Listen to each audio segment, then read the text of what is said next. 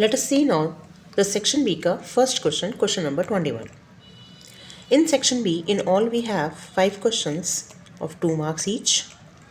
3 questions में you have no choice, they are without choice, and in 2 questions choice is given. In all 5 questions, 2 marks each, carrying 10 marks for this section. ठीक है, question number 21 में आते हैं.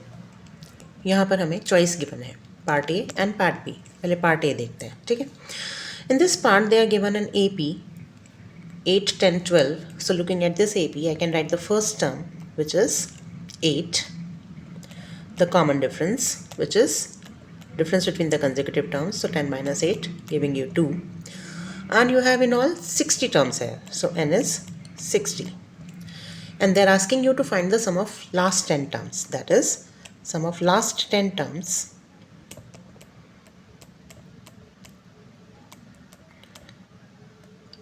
अगर मेरे पास इस एपी में 60 टर्म्स गिवन है तो लास्ट की 10 टर्म्स कौन कौन सी होंगी? 51 से लेकर के टर्म नंबर 60 तक का सम दे आर आस्किंग मी. ठीक है, तो पहले ये A51 निकालते हैं,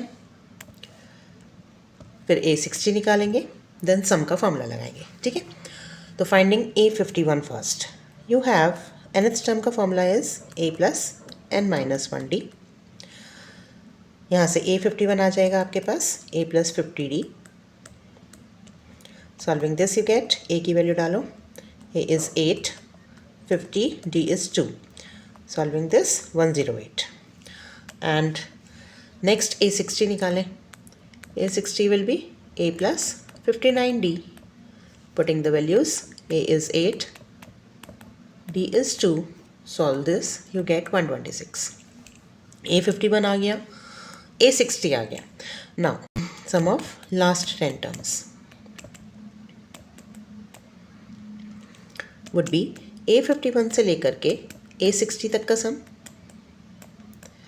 दिस इज फॉर्मूला क्या होता है? n/2 A plus L. n कितना है? ये 51 से लेकर के 60 तक कितनी टर्म्स हुई? 10 over 2.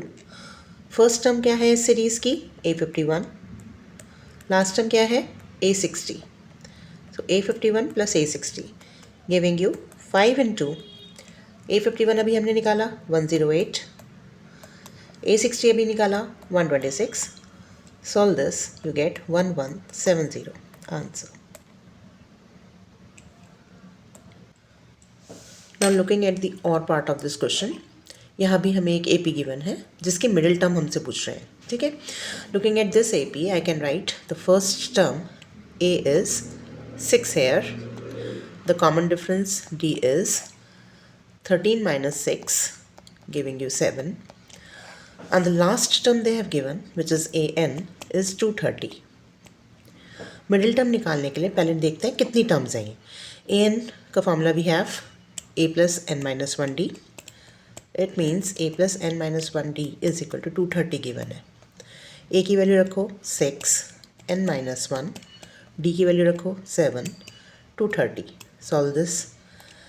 n minus 1 7 is equal to 224, giving you n minus 1 is equal to 32. So n is 33. Total terms 33 हैं. तो मिडिल टर्म क्या हो गई? Therefore middle term is equal to, अगर टोटल 33 टर्म्स हैं हमारे पास तो मिडिल टर्म कौन सी होगी? The 17th term would be the middle term. So A17 A plus 17 minus 1D. A की वैल्यू 6, 16 इंटू D की value 7. Solve this, 6 plus 112 giving you 118. Answer. This is the middle term you have.